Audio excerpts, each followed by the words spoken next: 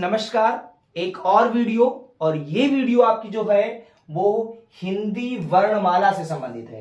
देखिए, UP police री exam की तैयारी चल रही है। आप ही लोगों में से बहुत लोगों के कमेंट्स आए हुए थे कि सर आप थोड़ा कंटेंट पे भी काम करिए, प्रैक्टिस सेट के साथ कुछ मैटर्स भी दीजिए, जिससे जो बीच में गैप हुआ है बहुत सारे मैटर्स को सर हम लोग भूल गए हैं। तो चलिए, एक रिवीजन, एक रैपिड रिवीजन सीरीज मैंने चलाया है। हर एक चैप्टर का मैं बहुत ही ब्रीफ में एक 60 नोट्स आपको दूंगा, और वो नोट्स ऐसे होंगे जो परीक्षा हाल में आपको प्रश्न देखने को मिलेंगे। तो चलिए शुरू करते हैं आज की वीडियो को। टॉपिक है हमारा वर्णमाला। वर्णमाला से संबंधित इस चैप्टर को पढ़ेंगे। यहां पे लिखा हुआ है हिंदी वर्णमाला देवनागरी लिपि में लिखी जाती है। पहली बात तो जान लीजिए, जो हिंदी वर्णमाला है वो देवनागरी लिपि में लिखी जाती है, और जो कि ब्राह्मी लिपि का ही परिष्कृत रूप है।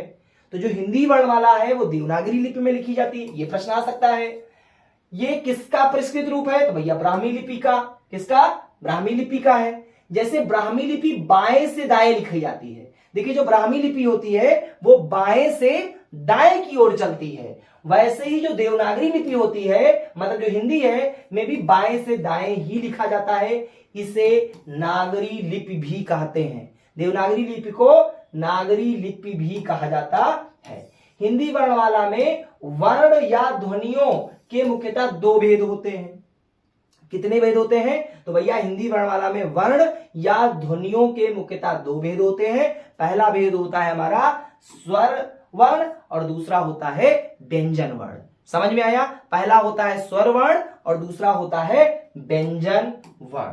अब आगे देख लेते हैं। स्वर वर्ण में क्या होता है? स्वर वर्ण क्या होता है? तो भैया स्वर वर्ण जो होता है, तो जिन वर्णों का उच्चारण स्वतंत्र रूप से बिना किसी अवरोध के तथा बिना किसी दूसरे वर्ण की सहायता से होता है, उसे स्वर कहते हैं। और स्वरों की संख्या टोटल कितनी है? 11 होती है। बिना किसी दूसरे वर्ण की सहायता से बोला जाए तो स्वर कहते हैं, और स्वरों की संख्या 11 होती है।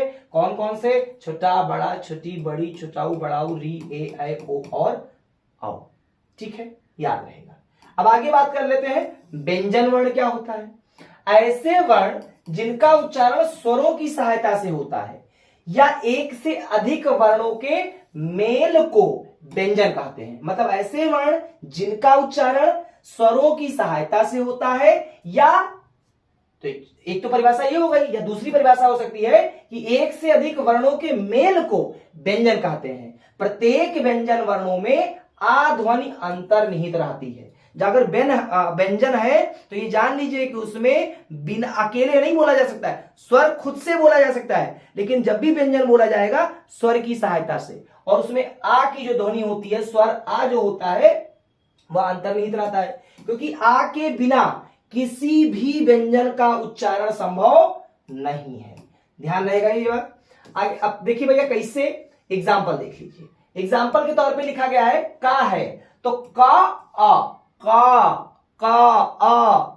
का जो है खा, गा, आ का जो है उच्चारण कहीं ना कहीं हो रहा है। तो हम कह सकते हैं कि कोई भी व्यंजन बिना स्वर की सहायता के नहीं बोला जा सकता है। अब देख लेते हैं मूल व्यंजन। देखिए, मूल व्यंजन जो होता है, मूल व्यंजन वर्णों की संख्या कितनी है? तो भैया मूल व्यंजन वर्णों की संख्या 33 है, और व्यंजन स्वरों की सहायता से बोले जाते हैं, इसलिए इन्हें परतंत्र भी कहते हैं। व्यंजन स्वरों की सहायता से बोले जाते हैं, इसलिए इसे क्या बोला जाता है? इसे परतंत्र भी कहा जाता है। अब देख लेते हैं वर्णों के उच्चारण स्थानों की तालिका। अब ये तालिका तो नहीं बनी है, लेकिन इसको समझिए। देखिए, छोटा, बड़ा, का, खा, गा, घा, अंगा, हा और विसर्ग आह, ये कंठ से बोले जाते हैं। ऐसे प्रश्न आपके यूपीपी री एग्जाम में आएंगे, और इससे पहले आ चुके हैं। आपको अक्षर दे दिए जाते हैं, आपको वर्ण दे दिए जाते हैं, और आपसे कहा जाता है कि ये किस स्थान से बोला जाता है, तालु से, कंठ से, दंत से। तो ये आप लोग ध्यान रखिएगा। छोटी, बड़ी, चा, छा, जा, झा, या और सा, ये तालु से बोले जाते हैं, जिसको हम तालव्य बोलते हैं। क्या बोलते हैं? तालव्य बोलते हैं। इसके अलावा री, टा, ठा, डा, दा, रा, सा, ये मूर्धन्य है, ये मूर्धन्य से बोले जाते हैं। अब देखिए ता, था, दा, धा, ना, ला, ला, सा, ये किससे बोले जाते हैं? ये दंत से बोले जाते हैं। तो इसका आप लोग स्क्रीनशॉट ले लीजिए, इसका आप लोग स्क्रीनशॉट ले लीजिए, ठीक है, और लिख करके इसको याद करिए। फिर देखिए छोटाऊ, बड़ाऊ, पा, फा, बा, भा, मा, ये ओष्ठ से, ओंठों से बोले जाते हैं। ए और ए कंठ तालव्य है और वाह दंतोष्ठ, दंतोष है, ठीक है। अब बात कर लेते हैं विराम चिन्ह पर। विराम चिन्ह पे रैपिड सीरीज है, बहुत जल्दी जल्दी टॉपिक्स को खत्म कर रहा हूं। विराम चिन्ह के बारे में तो देखिए विराम शब्द का जो शाब्दिक अर्थ होता है वह होता है ठहराव या रुकना। विराम का मतलब क्या होता है? ठहराव या रुकना।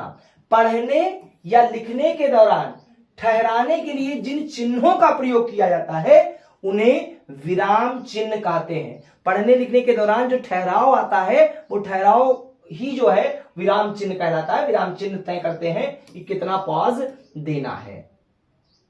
अब देखिए लिखा है हिंदी में प्रयुक्त होने वाले विराम चिन्ह निम्नलिखित हैं और उनके सिंबल्स हैं, उनके प्रतीक चिन्ह हैं। तो ये भी प्रश्न आपको आता है, आपका सिंबल दे दिया जाएगा और आपसे क्या कहा जाएगा? आपसे कहा जाता है कि आपको इसमें तलाशना है कि भैया इसमें कौन सा चिन्ह है, कौन सा विराम है। तो देखिए ये वाला सिंबल अल्प विराम है, ये वाला सिंबल अर्ध विराम है, ये वाला सिंबल उप विराम चिन्ह है, ये वाला सिंबल पूर्ण विराम है, ये वाला सिंबल प्रश्नवाचक चिन्ह कहलाता है, ये वाला सिंबल विस्मयादिबोधक या आश्चर्य चिन्ह कहलाता है, निर्देशक या डैश चिन्ह ये होता है, कोष्ठक छोटा बड़ा मझला ये कोष्ठक होता है। इसका भी आप लोग स्क्रीनशॉट ले लीजिए, बिल्कुल स्क्रीनशॉट इसका ले लीजिए। चलिए स्क्रीनशॉट ले लिया होगा आप लोगों ने। आगे कुछ और अभी देखते हैं।